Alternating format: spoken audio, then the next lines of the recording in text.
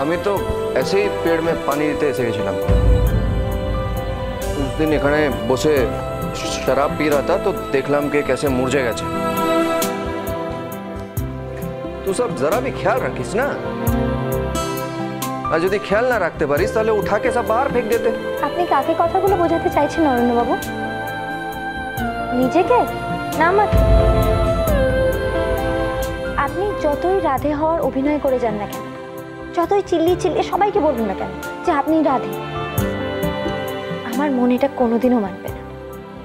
আমি জানি আপনি আমার অরণ্য বাবুই। लो, फिर से चालू हो गया तेरा भाषण। শোন, আমি তোর এখানে নকলি পতি হয়ে এসেছি। মারা নাম রাধে আছে, সির্ফ রাধে।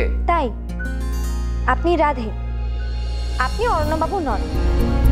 ঠিক আছে, যদি আপনি অরণ্যবাবু নাই হয়ে থাকেন তাহলে এত রাতে সবার চোখের আড়ালে আপনি গাছে জল দিচ্ছেন কেন?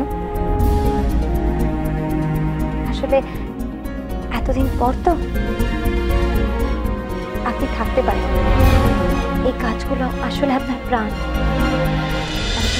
বোঝে না সে বোঝে না, সোম থেকে রবি রাত 11টা থেকে প্রতিদিন 1 ঘন্টা স্টার জলসায়।